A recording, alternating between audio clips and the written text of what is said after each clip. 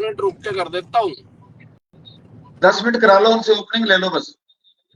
ठीक। नमस्कार, जनमत हरियाणा में आपका स्वागत है। मैं हूं कमल कांत। साथियों, कल बीजेपी की लिस्ट जारी हो गई। 67 कैंडिडेट्स, 67 जगह से उन्होंने अपने कैंडिडेट्स घोषित कर दिए और उन कैंडिडेट्स का नाम आने के बाद अच्छी खासी पार्टी में बगावत भी हो गई। और दूसरी तरफ कांग्रेस की भी लिस्ट आज जारी होनी है, देर रात तक जारी हो सकती है, जो पार्टी के सूत्रों के द्वारा पता चला। तो कांग्रेस जो बीजेपी की लिस्ट है उनमें क्या स्थिति है, ओवरऑल पर्सपेक्टिव क्या बनता है, लिस्ट सही बनाई गई है, मध्यम दर्जे की है या वीक है, इसके बारे में हम चर्चा करेंगे। हमारे साथ हमारे मेहमान जुड़े हुए हैं, आप जानते हैं। प्रेम जी, क्या कहेंगे लिस्ट के बारे में बीजेपी की?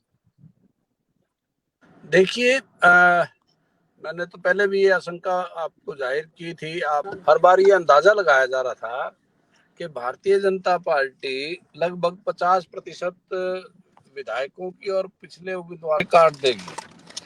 ठीक इसके विपरीत ये हुआ कि 2014 की लिस्ट उठा करके ज्यादातर लोग 2014 वाले वहां फिट, और एक वर्तमान सांसद को भी, राज्यसभा सदस्य को भी टिकट देने पे पार्टी मजबूर हुई, क्योंकि वहां कोई टिकट का नहीं था। और ये बहुत अलग स्थिति है। मैं समझता हूँ कि जो टिकटों का वितरण हुआ भी है, चाहे आप अहिरवाल की बात कर रहे थे, हम के असंतोष अहिरवाल में हो सकता है या बगावत कहीं हो सकती है, राव इंद्रजीत के खिलाफ कुछ हो सकता है, ये ओवरऑल देखने को मिली।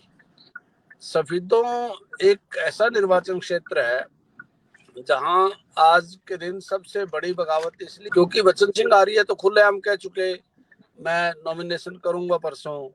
और उसके बाद 5-6 और दावेदार थे, जिसमें करमवीर है, जसबीर देसवाल भी है पूर्व विधायक, और कलीराम है पूर्व विधायक। ये सारे लोग मिलकर के हाईकमान को परसों के बाहर वाले किसी भी प्रत्याशी को हम स्वीकार नहीं करेंगे, हम सब में से किसी को आप टिकट दे दीजिए, हम किसी एक का नाम भी नहीं लेते। तो वहां गौतम जी को उतारा गया है। और मुझे नहीं पता कि मजबूरी क्या थी भारतीय जनता पार्टी की।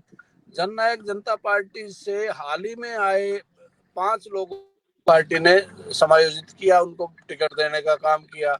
उसमें मैं समझता हूं कि एक मजबूरी में कटा जोगीराम सिहाग का नाम, जो आपके नलवा के प्रत्याशी थे डिप्टी स्पीकर, उनको बरवाड़ा शिफ्ट करना पड़ा। कहीं ना कहीं आपकी आवाज चली गई प्रेम जी, आपकी आवाज चली गई। प्रेम जी, आपकी आवाज चली गई।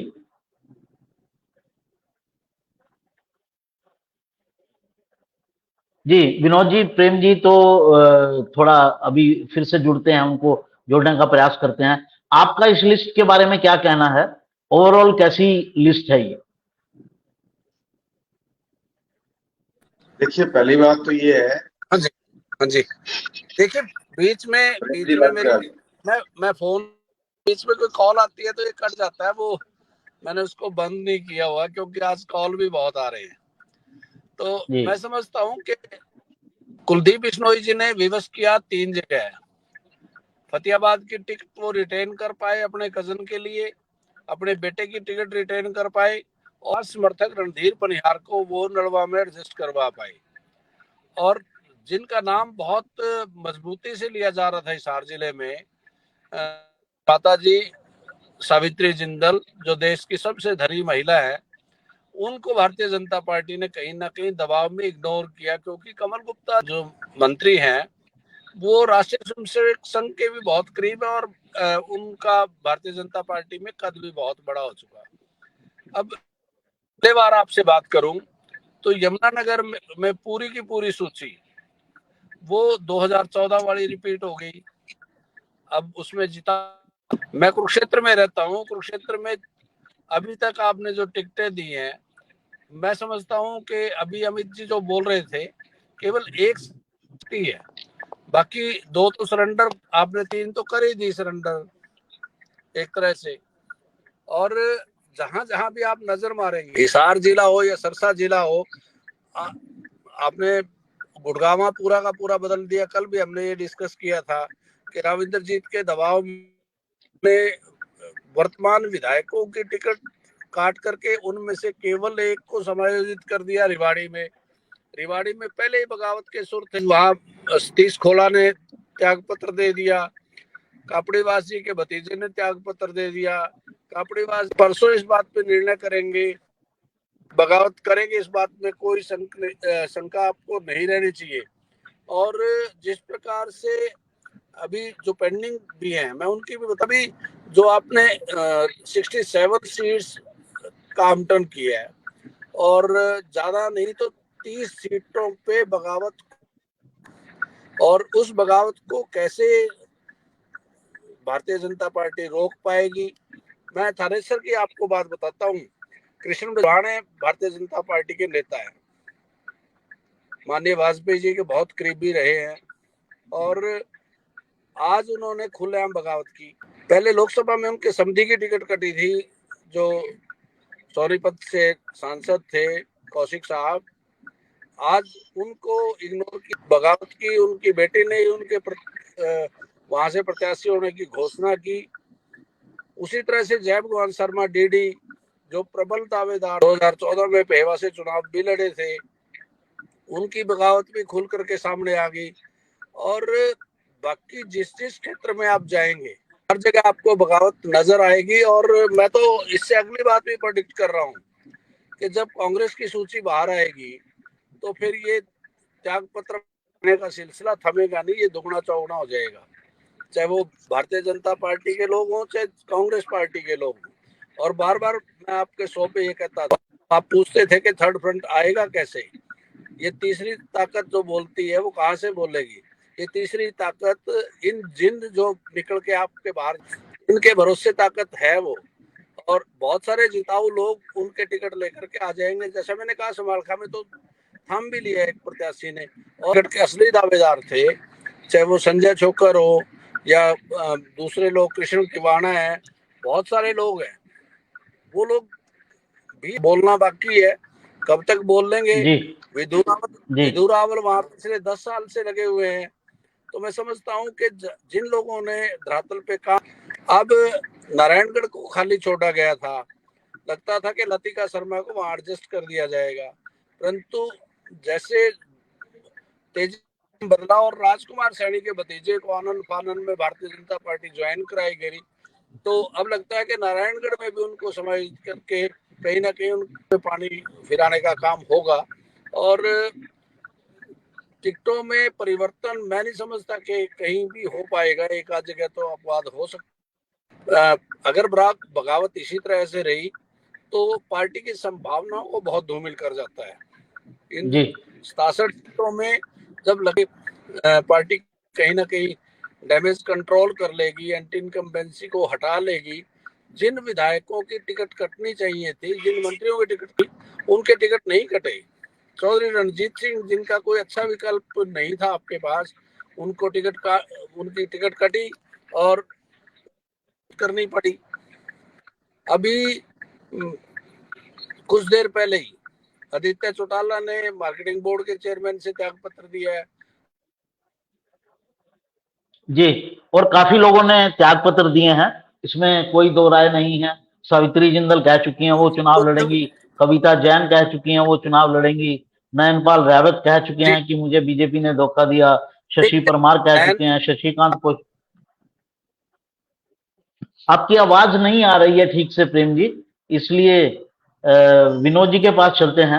आपकी आवाज नहीं आ रही है अमित जी के पास। जी जी विनोद जी, आपका इस दो हिस्सों में इस चर्चा को बांटते हैं। पहले तो जो लिस्ट है वो कैसी है, और फिर बगावत जो है वो उसका क्या असर है। तो लिस्ट कैसी है बीजेपी की, आपको क्या लगता है कितने जिताऊ कैंडिडेट हैं, या ठीक से लिस्ट दी गई है या गलत दी गई है? क्योंकि जब एक सीट के ऊपर 6, 7, 8, 10 कैंडिडेट होंगे तो किसी को भी आप टिकट देंगे, बगावत तो होगी ही होगी।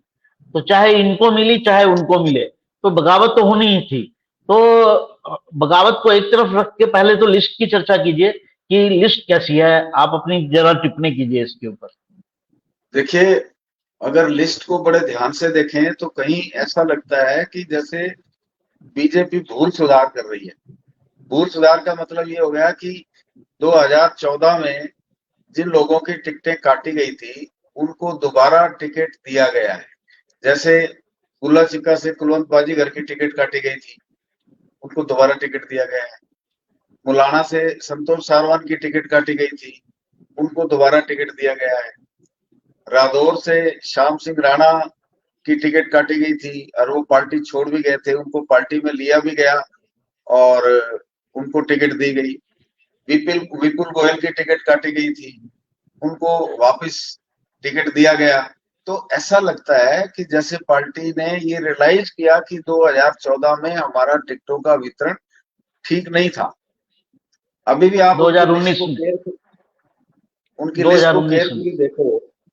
जैसे कहा जा रहा था कि सुभाष सुधा की टिकट काट सकते हैं, सुभाष सुधा की टिकट नहीं कटी। तो उनको ये रियलाइजेशन है कि 2014 में हम कुछ ऐसे लोगों की टिकट काट गए जो ग्राउंड पे मजबूत थे, लेकिन उनके खिलाफ वैसे ही विरोधियों ने माहौल बना दिया था और हमने उनके खिलाफ एंटी इनकम्बेंसी मानते हुए टिकट काट दी। तो जैसे ज्ञानचंद गुप्ता की टिकट बदलने की चर्चा थी, दो कारण थे कि एक तो उनके खिलाफ एंटी इनकम्बेंसी है और एक वो 75 साल के हो गए हैं, लेकिन उनकी टिकट नहीं काटी। उनकी टिकट इसलिए नहीं बदली कि वो बहुत ही सीनियर नेता है और उनके सामने चंद्रमोहन आने वाले हैं। तो एक कद का हिसाब भी होता है कि कद के चंद्रमोहन के कद के मुकाबले में अगर कोई और कैंडिडेट होता तो शायद वो शुरू में परसेप्शन में कमजोर पड़ जाता, इसलिए ज्ञानचंद गुप्ता की टिकट नहीं काटी गई। अब मुझे एक बात और नजर आ रही है जो मैं कई चुनावों में देख, जैसे हिसार में पार्टी को पता था कि डॉक्टर बीजेपी के खिलाफ उतना माहौल नहीं है, लेकिन डॉक्टर कमल गुप्ता के खिलाफ माहौल है, फिर भी उनकी टिकट नहीं बदली गई। उनकी टिकट इसलिए नहीं बदली गई कि वो बहुत बड़े पुराने नेता हैं और संघ के बड़े करीब हैं, लेकिन स्मृति जिंदल जिनका नाम था उन्होंने आज इस्तीफा भी दे दिया और कह दिया कि जी मैं तो पार्टी की मेंबर नहीं हूँ। नहीं, इस्तीफा नहीं दिया, उन्होंने कहा मैं तो पार्टी की मेंबर ही नहीं हूँ और मुझे टिकट नहीं मिली, मैं तो चुनाव लड़ूंगी। इसका एक मतलब हो सकता है कि बीजेपी कई जगह पे खुद के वर्सेज खुद चुनाव बनाना चाहती है। अब आप देखो कि नवीन जिंदल सांसद है उस क्षेत्र से, बीजेपी से बाहर जा नहीं सकते। जो व्यक्ति चुनाव नहीं लड़ना चाहता था उसको बीजेपी पकड़ के लाई चुनाव लड़वा दिया, तो उसकी फैमिली का मेंबर बीजेपी को डिसऑन कैसे कर सकता है?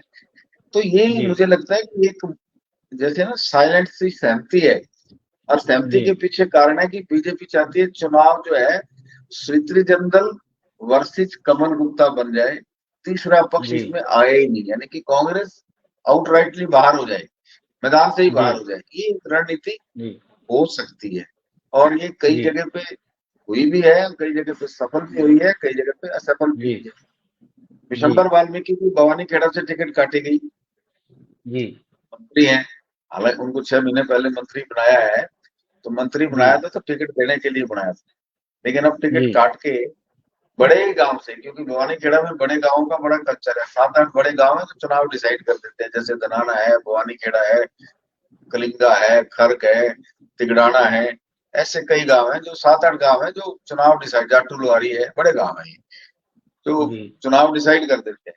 तो भवानी खेड़ा गांव से टिकट दी गई है और वाल्मीकि को टिकट दी गई है, तो वो शायद फैसला बीजेपी का मुझे ठीक लगता है। सोना से मंत्री संजय सिंह की टिकट काट दी गई, हालांकि वो भी कह रहे हैं, लेकिन अब आ जाती है बात बगावत की। मैं दो वैलिड पॉइंट में बात करूंगा। एक तो इतनी बड़ी बगावत की उम्मीद नहीं थी, जैसे लक्ष्मण डापा की टिकट काटी गई रतिया से, तो वो बगावत करके कांग्रेस में चले गए, ये अच्छा साइन नहीं है बीजेपी के लिए। कांग्रेस में जाएंगे कि घोषणा कर दी। करणदेव काम्बोज ने कह दिया कि मैं पार्टी के सभी पदों से इस्तीफा देता हूँ और मंजी ठोकूंगा। आप उनका स्टेटमेंट सुनो कि श्याम सिंह राणा की मंजी ठोकूंगा, जमानत जब्त कराऊंगा। ये जो गहराई है ना बगावत की, अब ये जो बगावती हैं ये चुनाव लड़ते हैं या चुनाव में मुखालफत करके पार्टी के कैंडिडेट को हराने की कोशिश करते हैं। ये दो अलग अलग चीजें हैं। जी एक तो होता है कि जैसे किसी प्रेजेंट गवर्नमेंट के खिलाफ बहुत बड़ा माहौल हो कि यार इस सरकार को तो बदलना चाहिए, कोई आ जाए, जी तब तो इस तरह की बगावत का बहुत ज्यादा नुकसान होता है। जी और एक होता है कि भाई चलो एक बार बदल के देख लेते हैं, इनको 10 साल हो गए, यानी बहुत गहराई नहीं होती है लोगों में जी सरकार को हराने की गहराई नहीं होती है, सिर्फ ये है कि बदलाव करके देख लो। उसमें जी इस तरह के जो तीसरा पक्ष खड़ा होता है, अब अगर बगावत कर रहे हैं तो 50 अगर बगावत कर रहे हैं तो 10 से 15 लोग चुनाव लड़ेंगे भी। तो उस जी तरह की जो बगावत होती है उसका कई बार फायदा होता है। फायदा कैसे होता है कि आपके एंटी जो वोट होता है जी उसका बंटवारा हो जाता है। और जी बीजेपी ऐसे प्रयोग करती रही है। मैं जी कांग्रेस से तो इस तरह की कभी मैंने नहीं सोचा कि जानबूझ के ऐसा प्रयोग किया गया हो, लेकिन जी बीजेपी ऐसे प्रयोग करती गई है और मुझे जी करती रही है। और मुझे स्वीकृति जिंदल वाले मामले में थोड़ा सा लगता है कि वो चाहते हैं कि जी वोटों का डिवीजन हो जाए। जी रादौर में भी वो चाहते हैं कि वोटों का डिवीजन हो जाए, हर जगह कई जगह चाहते हैं जी वोटों का डिवीजन हो जाए। तो ये डिपेंड जी करेगा अगले 2-3 दिन में, क्योंकि अभी कांग्रेस की लिस्ट भी आएगी, बगावत वहां भी होगी। पर कुल मिला के जो आपका पूछने का मतलब जो निचोड़ आएगा, जब कांग्रेस के बगावती भी आ जाएंगे और बीजेपी के बगावती भी आ जाएंगे, तो ये बात पक्की है कि ये जो चुनाव है ये कई जगह पे, जैसे हम पहले से ही असेस कर रहे थे कि 20 से 22-25 सीटों तक ट्रायंगुलर हो सकता है। ये ट्रायंगुलर जी पक्का होगा। ये उस तरह की जी पोजीशन अब नहीं है कि सीधा सीधा, जैसे सर्वे भी आ रहे थे कि बीजेपी और कांग्रेस के बीच में फाइट है, तीसरा पक्ष नहीं है।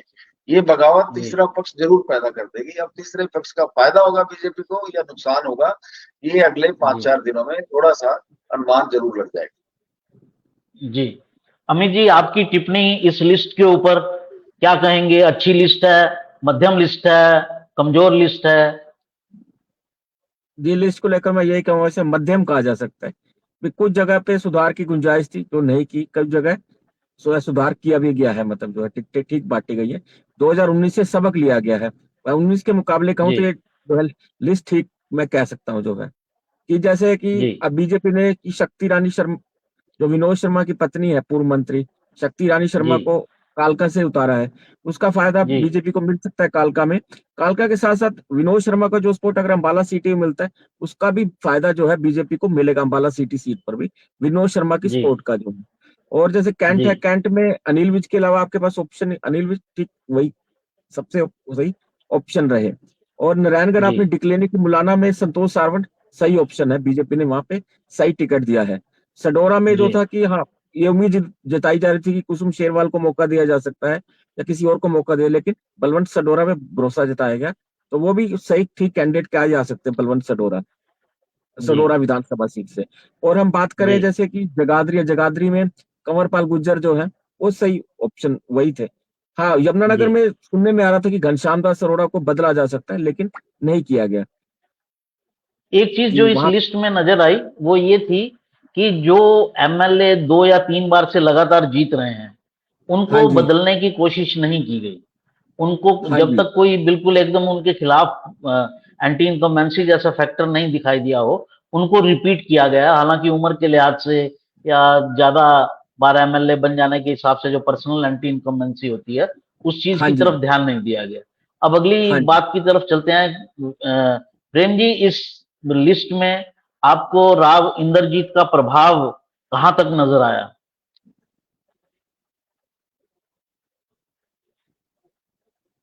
प्रेम जी, वो प्रेम जी का फोन नहीं शायद कनेक्ट हो पा रहा है, नहीं नहीं, लिंक आज प्रॉब्लम है। विनोद जी, आपसे पूछेंगे कि राव इंद्रजीत पार्टी के लिए एक असेट है या एक एक ऐसा जिन है जो बोतल से बाहर निकलकर खड़ा है और अहीरवाल में पार्टी के सारे समीकरण बिगाड़ देता है? नहीं, मैं एसेट और नॉन एसेट की बात तो नहीं करूंगा, ये बड़ा ही खतरनाक सवाल है। जी ये तो बीजेपी को असेस करना चाहिए। लेकिन इतना जरूर है कि इस बार राविंदर जीत सिंह की चली ज्यादा है। जी उनकी उनके अनुसार ही टिकट दी गई है। इवन गुड़गांव की टिकट भी उनके अनुसार ही दी गई है। हालांकि गुड़गांव में काफी विद्रोह हो रहा है, और ये गुड़गांव वाला जो विद्रोह है, ये कच्चा पक्का विद्रोह नहीं है, ये बड़ा खतरनाक टाइप विद्रोह है। और ये जो है टिकटार्थी को काफी भारी नुकसान भी कर सकता है, क्योंकि गुड़गांव से बोधराज सीकरी, नवीन गोयल, जीएल शर्मा काफी बीजेपी के पुराने लोग थे, और सबने अपने अपने तरीके से अपनी पॉकेट्स और हवा खड़ी कर रखी थी। हालांकि हवा खड़ी करने में मुकेश शर्मा भी लगे हुए थे पिछले 4-6 महीने से, पर उनकी टिकट जो है वो हजम नहीं हो रही। और अगर बीजेपी को खुद को फैसला करना होता तो वो ये कैंडिडेट नहीं उतारती, वो कोई और कैंडिडेट उतारती। ये कैंडिडेट राव इंद्रजीत सिंह अपने व्यक्तिगत कोटे में ले जाकर टिकट ले गए। तो ये गुड़गांव की बात होगी।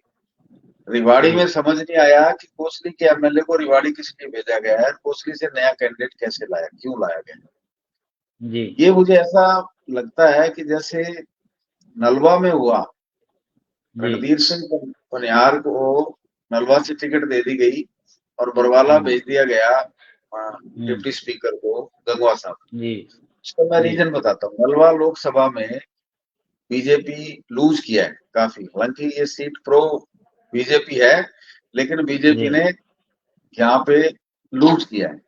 तो और बरवाला में बैकवर्ड का वोट बहुत ज्यादा है, तो बीजेपी को लगा कि हम नलवा तो हार रहे हैं, तो नलवा कुलदीप बिश्नोई के कैंडिडेट को टिकट दे दो, कुलदीप बिश्नोई अपने दम पे जिता लेगा। और बरवाला सर्वे के मुताबिक हम हार रहे हैं, लेकिन गंगवा चले गए तो बैकवर्ड वोटों की वजह से हम बरवाला भी जीत लेंगे। यानी 2 जा रही हैं, पहले 1 बचाओ और हो सके तो 2 बचाओ।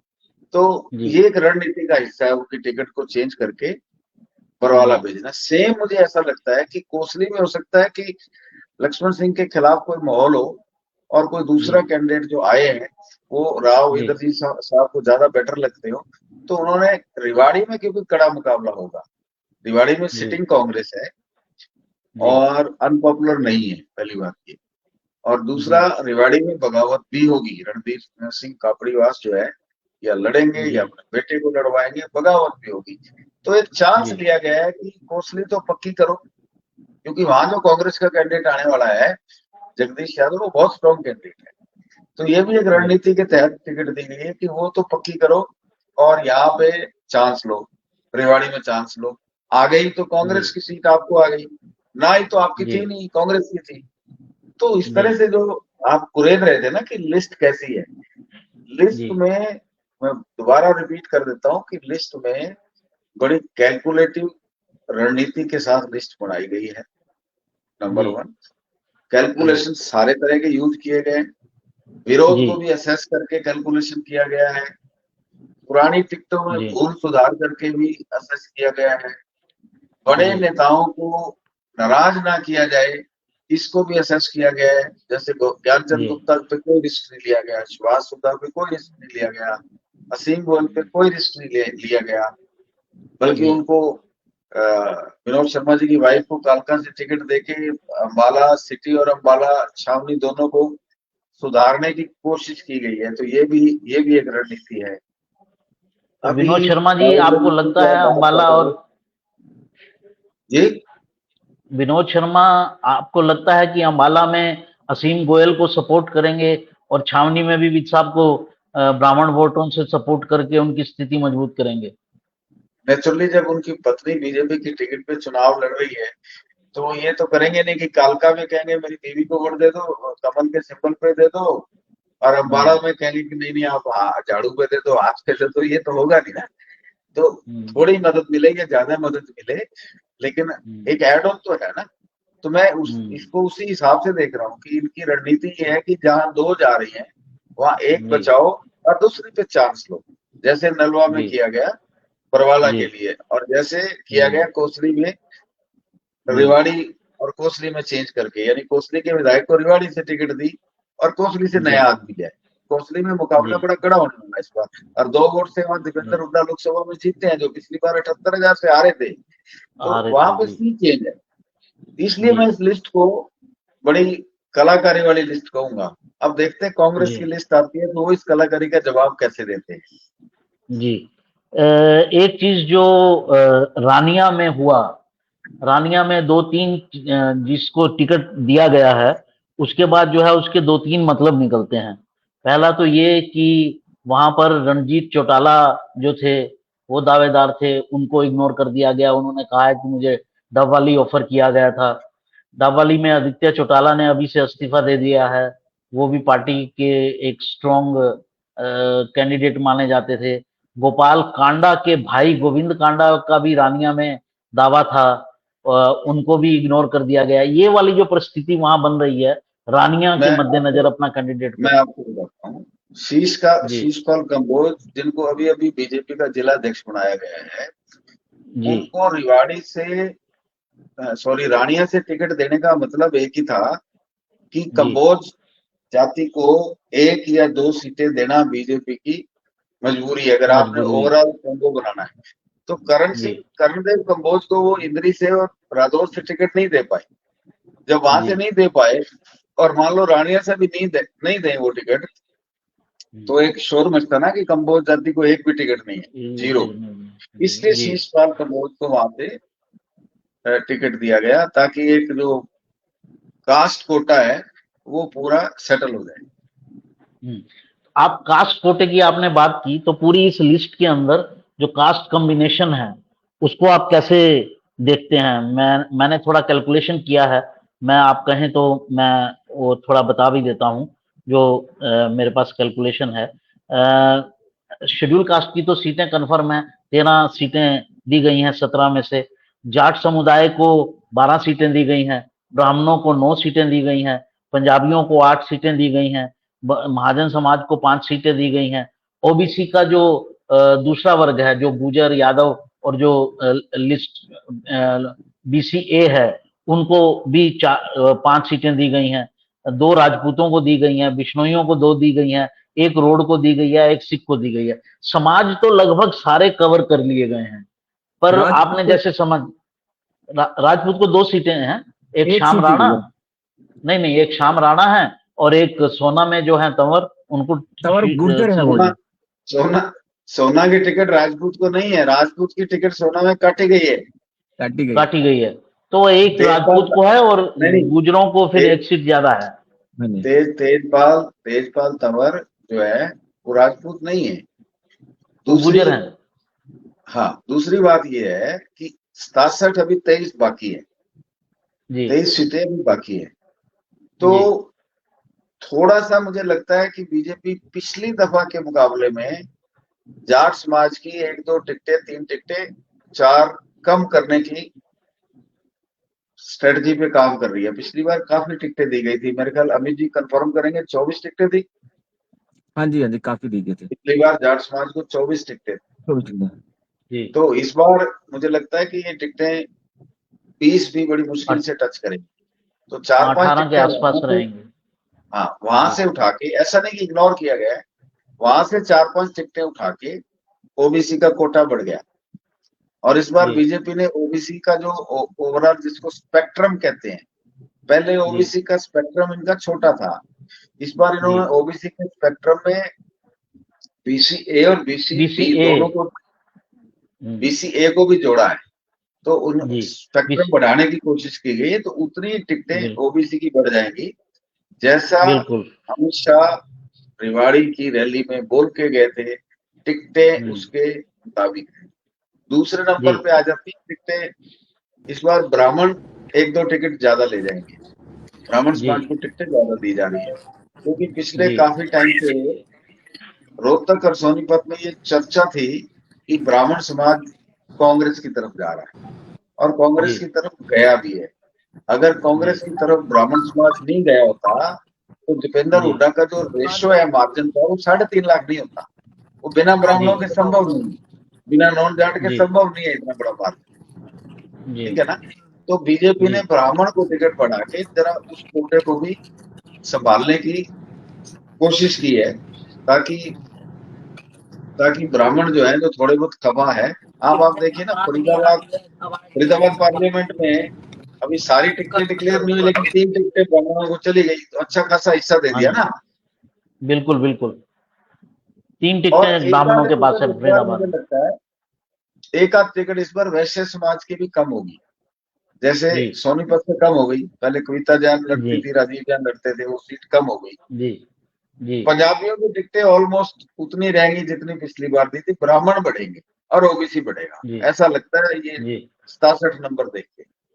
अभी तो 23 सीटें आनी बाकी हैं, प्रेमचंद जी 67 ज्वाइन में कर ही। गए। हाँ जी, प्रेमचंद जी ज्वाइन कर। प्रेमचंद जी, हम लोग बात कर रहे थे कि अगर जातीय समीकरण के हिसाब से देखा जाए तो बीजेपी का टिकट डिस्ट्रीब्यूशन आपको कैसे लगता है? मैंने थोड़ा सा संख्या भी बताई थी। अगर आपके पास संख्या है तो ठीक है, नहीं तो मैं एक बार फिर बता देता हूँ कि बीजेपी मुझे ने पता सबसे है, ज्यादा मुझे टिकट। जानकारी है। जी ब्राह्मण को 9 दी गई है, पंजाबी को 8 दी गई है, और अग्रवाल समाज को 5 है, 5 अहीर को है, यादव को, और 5 गुर्जर है। कोड है, एक कंबोज है, अभी तक एक सैनी है।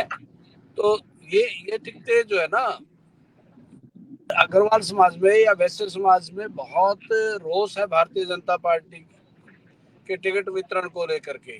क्योंकि जी मंगला जी की टिकट कटे, कविता जैन की टिकट कटना, और कहीं ना कहीं गुड़गांव के सिटिंग एमएलए की टिकट कटना बहुत उस समाज के लिए पीड़ादायक है। आज जी ज्यादा मतदान भारतीय जनता पार्टी के पक्ष में करता रहा है, और कांग्रेस का जो परंपरागत वोट है, ब्राह्मण बढ़िया और पंजाबी तो है ही। इस जी बार कहीं ना कहीं, जैसा भी मेहता जी बता रहे थे कि ब्राह्मणों में तो डेंट लगा के सांसद ने उसको। विनोद जी, आप कुछ कहना चाह रहे हैं? प्रेम जी मैं की ये आवाज कहना रुक चाह गई है रहा तो। था, नहीं जी नहीं, मैं ये कहना चाह रहा था कि गुड़गांव से जो वैश्य समाज की टिकट प्रेम जी कह रहे हैं कि कटी है, ये टिकट कटी नहीं है।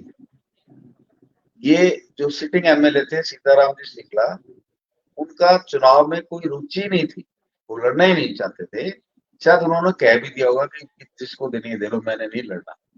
और वैसे भी अगर उनके एक वैसे भी एमएलए महाजनों को, को 6 सीटें ही मिलती रही हैं, और 6 सीटें मुझे लगता है इस बार भी पूरी हो जाएंगी। 5 ऑलरेडी प्रेम दी जी, जा चुकी हैं। कमल जी सुनिए जरा, जी ये बड़ी इंटरेस्टिंग बात है। हमारे जी जी जो जी राजनीति में इच्छा घुसने की इच्छा रखते हैं, वो उनके लिए बड़ी इंटरेस्टिंग बात है। अगर जी गुड़गांव के सिटिंग एमएलए की बात सुनी जाए, तो वो उनको सुन के तो कोई चुनाव ही नहीं लड़ेगा। वो जी एक अच्छे लॉयर हैं, वो कह रहे हैं मेरी जी अच्छी भली प्रैक्टिस है, 8-9 लाख रुपए की, मैं बढ़िया जी प्रैक्टिस करता था, एमएलए जी बन गया। गुड़गांव के एमएलए की कोई सुनवाई नहीं होती, जबकि गुड़गांव बहुत बड़ा शहर है, गुड़गांव में डिमांड बहुत ज्यादा है, जी पावरफुल लोगों का शहर है, सारे ब्यूरोक्रेट, सारे एक्स गवर्नर, सारे एक्स मुख्यमंत्री सब गुड़गांव में रहते हैं, सबके जी पास अपना अपना एक डंडा है। तो जी गुड़गांव का एमएलए बहुत उस डंडे के सामने फीका पड़ जाता है। इनका बड़ा बिटर जी एक्सपीरियंस है कि वो गुड़गांव जी से एमएलए बने। अगर उनकी जी बात सुन लें तो कोई जी कोई चुनाव नहीं लड़ेगा जी जी गुड़गांव से, जो उनका एक्सपीरियंस है एक एमएलए के तौर पे। इसलिए उन्होंने रुचि नहीं दिखाई, जी टिकट कटी नहीं है, जी उनका इंटरेस्ट ही नहीं था चुनाव लड़ने। जी जी। तो एक बात जो हम कर रहे थे, जो बीच में कट के जातीय समीकरण पर चली गई, वो ये थी कि आपको गोपाल कांडा की ना तो सिरसा सीट को लेकर कुछ किया गया है, और उनके भाई जो बीजेपी के सदस्य भी थे उनकी सीट को भी हिला दिया गया है। तो उस फ्रंट पर, गोपाल कांडा फ्रंट पर, आपको क्या होता हुआ दिख रहा है? देखिए, इस वक्त के हालात के मुताबिक गोपाल कांडा को बीजेपी की जरूरत है। एक हालात तब था जब बीजेपी को गोपाल कांडा की जरूरत थी। अब जी गोपाल कांडा को बीजेपी की जरूरत इसलिए है कि उनके सामने कांग्रेस का जो संभावित उम्मीदवार है, वो काफी टक्कर देने वाला उम्मीदवार है। पिछली बार वो 600 वोटों से हारा था। तो गोपाल कांडा तभी चुनाव जीत सकते हैं जब जी। बीजेपी पूरा हांगा लगा दे उनके पीछे। बीजेपी के उम्मीदवार को जो वोट मिले थे, अगर बीजेपी उनको समर्थन देती है, की तो आवाज उन कट रही वोटों है का विनोद जी। विनोद जी, जो थोड़ा सा आगे जनसंख्या आगे करिए, आपकी आवाज कट रही है। जो जनसंख्या कट्टर वोटर है, वो कम से कम गोपाल को वोट देगा अगर बीजेपी सपोर्ट करती है। तो इसलिए इस वक्त हालात ये है कि गोपाल कांडा को बीजेपी की सर आप जरूरत है। इस वक्त के हालात जी ये हैं कि गोपाल कांडा को बीजेपी की जरूरत है, तो वो कोई भी जी ऐसा स्टेप नहीं लेंगे जिससे बीजेपी नाराज हो। जी जी। एक और विषय जो उठता है, जो हमने अमित जी से पूछा और उन्होंने उनका बताया कि ये मध्यम किस्म की जो है सूची है। आपकी नजर में आप इसे किस श्रेणी में रखेंगे? नहीं, इसकी कोई श्रेणी बन ही नहीं सकती। आप यही कह सकते हो जी एवरेज है। मैंने श्रेणी सारी क्लियर कर दी कि ये एक रणनीतिक सूची है, नंबर 1, 3 शब्दों में। जी दूसरा ये जी भूल सुधार है, एक जी रणनीतिक सूची है। दूसरा ये भूल सुधार है, और तीसरा ये है कि पहली नजर में कोई ये नहीं कह सकता कि बीजेपी ने रिजेक्टेड कैंडिडेट दे दिए, ये इसका मतलब है। बीजेपी ने, आपका कहना है, जो आप कह रहे हैं, जो मैं समझ पाया कि बीजेपी ने इस सूची में जो दिख रहा है वो मजबूत कैंडिडेट है। देखिए, जब रणनीति अच्छी बनाई है तो मजबूत तो देखो जनता तय करेगी फील्ड में। जी जी जी। लेकिन नहीं, जो बीजेपी अपनी तरफ से कर आप सकती थी। एक चीज की समीक्षा करते हो देख के, वो यही जी बनती है कि पहला तो इन्होंने भूल सुधार किया है। दूसरा, जी रणनीतिक फैसले लिए हैं। कई जगह ये खुद चाहते हैं बगावत हो जाए। मैं आपको बता दूं, जी कई जगह ये खुद चाहते हैं बगावत हो जाए, चुनाव बीजेपी बगावती वर्सेस बीजेपी बन जाए, कांग्रेस बाहर हो जाए, तो इसको रणनीतिक कहते हैं। एक मैंने जी बरवाला नलवा का उदाहरण दिया, एक मैंने आपको रिवाड़ी कोसली का उदाहरण दिया, और एक मैंने आपको हिसार का जी उदाहरण दिया। ये तीनों जी फैसले साबित करते हैं कि ये रणनीतिक सूची है। और तीसरा जी ये कह सकते हो कि पहली नजर में जब सूची अभी दूसरे की आई नहीं तो कंपैरिजन नहीं हो सकता, लेकिन पहली जी नजर में सूची बुरी कहीं नहीं लगती, अच्छी लगती। जी जी। क्या आप ये गणना कुछ एवरेज दे सकते हैं कि लगभग कितने कैंडिडेट जिताऊ हैं इसमें? नहीं, मैं इस पर कोई एवरेज नहीं दे सकता। और अगर इस तरह कैंडिडेट दूसरी पार्टी के आए नहीं हो और कोई जी एवरेज देने लगेंगे, तो मुझे जी लगता है उससे कोई महामूर्ख आदमी नहीं होगा। जी जी जी। अमित जी, आप कुछ आपके कहेंगे इस सामने पर? पहलवान ही नहीं है। बैटिंग, आप बैटिंग कर रहे हो, बॉलर आपके सामने नहीं है, और मैं कह दूं जी छक्का लगेगा, ये मैं कैसे समझ हो गया, सकता है? मैं समझ गया आपकी। लेकिन जैसे बहुत सारे कुछ बहुत स्ट्रॉन्ग कैंडिडेट हैं, मूलचंद शर्मा, विपुल गोयल, राजेश नागर, टेकचंद शर्मा, ये सारे एक तरह से जिताऊ की श्रेणी में रखे जा सकते हैं। जीते या नहीं जीते वो तो जनता को तय करना है। सुनो कमल अमित जी, जी, मैं आखिरी आपको एक टिप्पणी। बात बता दूं, लोग जी अपने मन में क्या रखे हुए हैं, ये जब तक आप फील्ड में नहीं जाओगे नहीं पता लगेगा। बड़े बड़े ठीक नाम बात है, होते हैं, देखो बड़े ठीक बड़े बात नाम होते हैं, बड़ा शोरूम होता है, लोगों को लगता है कि इनका कोई मुकाबला नहीं है। लेकिन है। लोग जी लोग ये इंतजार कर रहे थे कि इसको आने दे, इसका इस बार इलाज करेंगे। अब आप 65 जी। की 67 सीटों में घूमोगे तब पता लगेगा लोग किसका इलाज करने जा रहे हैं और किसको रिपीट करने जा रहे 2019 में यही हुआ था जो आप कह रहे हैं। बीजेपी हैं। के ज्यादातर मंत्री जो है वो हार गए थे। इस सूची में वो वाली आवाज अभी नहीं आई है। पिछली जी बार तो पहले से ही आवाज आ गई थी, इस मंत्रिमंडल के इतने लोग हारेंगे। अगर आप एक जी जनरल परसेप्शन की बात करते हो तो वो 2019 वाली आवाज नहीं आई है। और ये चुनाव जी 2019 का नहीं है, ये चुनाव 2024 का है। जी 2019 में बीजेपी ने भयानक भूल की थी, जी बहुत भूल जी की थी। टिकटें ऐसे बांटी थी जैसे बस कंडक्टर सवारियों को टिकट देता है। इस बार जी बीजेपी ने वो चीजें सुधारी हैं। एंटी जी इनकम्बेंसी होने के बावजूद, कांग्रेस भारी होने के बावजूद, बीजेपी ने इस बार वो गलतियां सुधारी हैं। तो आप इसको 2019 के टिकट वितरण से कंपेयर बिल्कुल नहीं कीजिए। जी। 2019 में बीजेपी को गलतफहमी हो गई थी शायद कि हम 70 पार कर रहे हैं। 75 का नशा था, गलतफहमी नहीं हुई थी, सुरूर था। हाँ, शुरू में जरूर कहते था। थे अच्छा एक गलती होगी तो 74 रह जाएगी, और गलती होगी तो 72 रह हाँ, जाएगी, ऐसे करते करते 65 पे तो आ लिए थे। और बाद जी में मत वोटर्स ने बिल्कुल ही साफ कर दिया, और जी कोलिशन गवर्नमेंट चलानी पड़ी। और बीजेपी को आज जो नुकसान हो रहा है, एक बात और बता देता हूँ, बीजेपी जी को आज जो फेस करना पड़ रहा है, ये जी कोलिशन गवर्नमेंट की वजह से फेस करना पड़ रहा है। जी बीजेपी की एक्सक्लूसिव गवर्नमेंट होती तो ये चीजें फेस नहीं करनी पड़ती। और अगर जी उस वक्त टिकट वितरण में ध्यान दिया गया होता और 46 लाख सरकार बढ़ाई होती, उस सरकार के फैसले और कोलिशन गवर्नमेंट के फैसले जमीन फैसले आसमान अलग का होते अंतर है। जी। एक चीज और पूछना चाहूंगा विनोद जी कि इस सूची के ऊपर किसी व्यक्ति विशेष का माइंड अप्लाई हुआ है ये लगता है, या पूरी जो कोर कमेटी है हरियाणा की, प्लस जो सेंटर में अमित शाह हैं, उस पूरी की पूरी कमेटी का माइंड अप्लाई हुआ है। नहीं नहीं, मैं इसमें ये कहूंगा कि ये पूरी की पूरी कमेटी का माइंड अप्लाई हुआ है, लेकिन कमेटी का कंट्रोलर स्ट्रॉन्ग था। उसको जहां लगा कि कोई गलती करवाने की कोशिश कर रहा है तो उसने वो उनकी बात को सुना नहीं, स्नब कर दिया, या जब उन्होंने एक लफ्ज बोल दिया तो फिर किसी ने ये हिम्मत नहीं दिखाई कि इनको मैं डिबेट करूं इनके साथ। तो जी, सूची वो में तो कंट्रोलर कौन थे?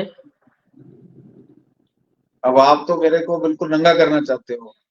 अरे सर, ये इसमें क्या है, मैं बता देता हूँ, नहीं अमित शाह थे वो। नहीं आपके नहीं पास ज्यादा नहीं, जानकारी ये मिलती है बताऊंगा। हमको।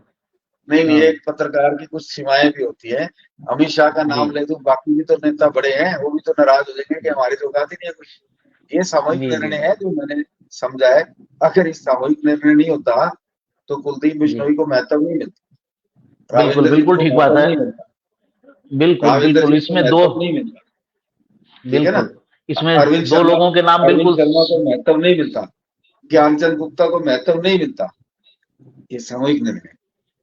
अनिल बिल्कुल विज को बिल्कुल महत्व सही कह नहीं रहे हैं मिलता। आप, बिल्कुल सही कह रहे हैं। जो भी नाराज बड़े नेता थे, सबको ठीक करने की कोशिश की गई है। मैक्सिमम जो पार्टी कर सकती थी वो करने की कोशिश की गई है इसमें, और कोई रिस्क नहीं लिया गया है। अमित जी, कोई आपकी टिप्पणी? जी, मैं कहूंगा टिकट इस बार 19 के मुकाबले तो काफी सही बांटा गया है। अगर आप करनाल पार्लियामेंट में देखें, मैं कहूंगा बहुत ठीक वितरण हुआ है। जैसे आपने इंद्री में जैसे राम कुमार कश्यप को रिपीट किया, वो ठीक कैंडिडेट है। आप जैसे है ये भगवान दास कबीर पंथी जो है, वो भी सही कैंडिडेट जी है। उनको लेकर लोगों में था कि उन्हीं बिल्कुल को ही दिया जाना चाहिए टिकट जो है। इन और आपका जैसे है अपना पानीपत शहर से प्रमोद भी ठीक कैंडिडेट है। पानीपत ग्रामीण से अपने महिपाल ढांडा है, वो बिल्कुल सही कैंडिडेट जो है बीजेपी की तरफ से दिए गए हैं। समालखा से मनमोहन भराना जो है, वो भी ठीक है। मैं कहूंगा कैंडिडेट जो है, जो कांग्रेस का जो संभावित उम्मीदवार है धर्म सिंह चौक्कर को अच्छी टक्कर दे सकता है जो है मनमोहन भराना। देखिए, हाँ जी। सुनिए, समालखा के जो ये गुज्जर सीट मानी जाती है, वैसे तो सारी जातियां जाटों का भी अच्छा प्रभाव है, हाँ जी। लेकिन समालखा में एक बात बड़ी चर्चित है। समालखा के गुज्जर उसी गुज्जर को अपना नेता मानते हैं या उसको वोट देते हैं जिसका लड्डू बड़ा हो। तो करतार सिंह भड़ाना का लड्डू बड़ा है, इसलिए ये टिकट भी अच्छी है, बुरी नहीं है। जी बिल्कुल बिल्कुल खर्चीला लड्डू है उनका। बिल्कुल जी। एक चीज मुझे समझ नहीं आई विनोद जी, आप थोड़ा प्रकाश डालिए कि ये कलायत से कमलेश ढांडा को टिकट क्यों दिया गया? क्योंकि वो बार बार साबित हो चुकी हैं कि वो कमजोर है। नहीं नहीं, कैसे साबित हो चुकी है बताओ? कौन सा जनमत संग्रह नहीं हुआ है जो साबित हो चुकी है? एक्चुअल में नहीं, होता लो क्या है जी कमल जी, होता क्या है, जी देखिए, चुनाव से एक साल पहले जिन्होंने जी चुनाव लड़ना होता है वो सिटिंग जी एमएलए के खिलाफ काम चालू कर देते हैं। भाई इसकी तो बड़ी मुखालफत है, भाई इसको तो लोग घुसने नहीं दे रहे, इसकी तो लोग सुनते नहीं जी, इस मोहर जी बनाने की कोशिश की जाती है। ये जी सारा जो मोहर, ये सारी बातें सच नहीं होती है कि जी। वाकई। अब कैसे टेस्ट करेंगे कि उसकी पोजीशन बड़ी खराब है? जैसे काश की चुनाव हुए पोजीशन लोकसभा है। के, उसमें अच्छे नंबर्स नहीं आए। नहीं नहीं, कलायत कलायत में लोकसभा में अच्छे नंबर नहीं आए, ये बात बिल्कुल ठीक है। ये एक जी जजमेंट का एक कारण हो सकता है। जी ऐसे तो बाडड़ा में भी बाडड़ा में भी 27,000 से कांग्रेस लीड की है। जी ऐसे तो और बहुत से एग्जाम्पल हैं। और एक बात जी और भी है कि बीजेपी को महिलाओं को भी टिकट देनी है। 33% महिलाओं की बात करते हैं और उतनी दे नहीं पाते क्योंकि कैंडिडेट ही नहीं होते, उतने जी स्ट्रॉन्ग कैंडिडेट नहीं होते। और जी पूरी इस बेल्ट में अब जैसे मुझे ऐसा लगता है कि निर्मल चौधरी को टिकट नहीं मिल रही गन्नौर से, जी जी तो उस बेल्ट से फिर कोई महिला तो टिकटार्थी होनी चाहिए ना, सबकी तो नहीं काट सकते ना। 19-21 चुनाव हो सकता है, लेकिन सबको तो एक तरह से साइड लाइन सफाया नहीं नहीं किया जा करते। सकता, साइड लाइन नहीं कर सकते। और नब्बे बीजेपी तो नब्बे इसका, की असेंबली में आप 33% की बात करते हो, 30 महिलाओं को कहाँ से टिकट दे पाएंगे? इतने जी, इतने महिलाएं कैंडिडेट है भी नहीं। ध्यान में नहीं, दोनों अभी का 8 ही को मिली है। दोनों ही दस जी बारह 10-12 पे रुक जाएंगे। जी बिल्कुल बिल्कुल बिल्कुल सही कह रहे हैं। तो दर्शकों, आज हमने चर्चा की बीजेपी की लिस्ट की, और बीजेपी की लिस्ट में देखिए अभी हवा बनेगी कि बगावत हो गई, बहुत बगावत हो गई।